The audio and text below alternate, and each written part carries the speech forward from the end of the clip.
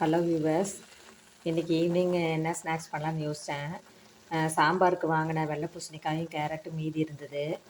சரி, அது ஏதாவது ஒன்று பண்ணலான்னு சொல்லிட்டு சரி அல்வா பண்ணிடலான்றதுக்காக அந்த வெள்ளை பூசணிக்காயும் கேரட்டையும் நல்லா மைய அரைச்சிட்டேன். அரைச்சிட்டு இப்படி வாணலில் போட்டு நல்லா வேகிற வரைக்கும் கொஞ்சம் தண்ணி விட்டு தான் அரைச்சேன். அதனால் கொஞ்சம் அந்த தண்ணியெலாம் வற்றுட்டோம். அப்படியே கேரட்டும் இந்த வெள்ளை பூசணிக்காயும் நல்லா வேகணும். அப்புறம் என்ன பண்ணேன், கொஞ்சம் கார்ன்ஃப்ளவர் எடுத்துக்கிட்டேன், அது போட்டாச்சு. அப்புறமா கொஞ்சமாக உப்பு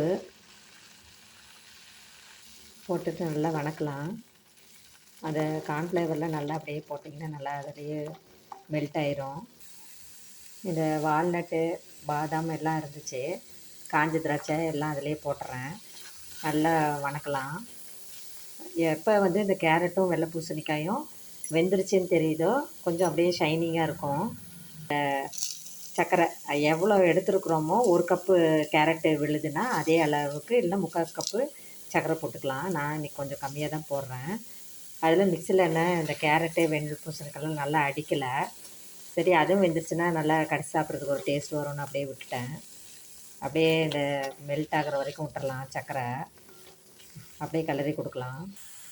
இந்த சர்க்கரையும் கேரட் விழுது வெள்ளை பூசணிக்காய் விழுதுலாம் நல்லா அதிலேயே வேகட்டும்.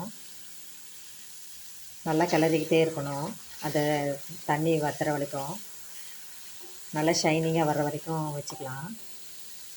இதில் கலர் சேர்த்துட்டோன்னு வச்சுக்கோங்களேன், கலர் ரொம்ப அட்டகாசமாக இருக்கும்.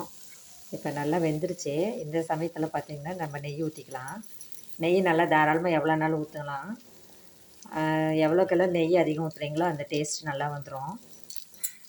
அப்புறம் பார்த்திங்கன்னா நான் ஏலக்காய் 2 தட்டி வச்சுருக்கேன், அதையும் போட்டுடுறேன்.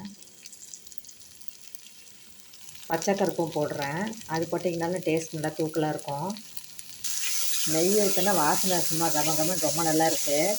ரொம்ப ஈஸி இது செய்கிறதுக்கு. கண்டிப்பாக குழந்தைங்க லீவில் வீட்டில் இருக்கனால கண்டிப்பாக செஞ்சு கொடுங்க, சிரமம் பார்க்காம. நல்லா விரும்பி சாப்பிடுவாங்க.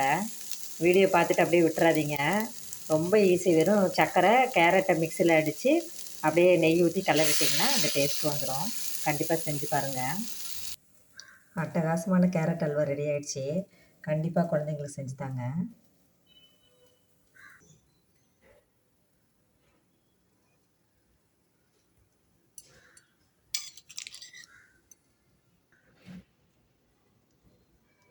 கண்டிப்பாக செஞ்சு சாப்பிடுங்க, ரொம்ப நல்லாயிருக்கு. தேங்க்ஸ் ஃபார் வாட்சிங்.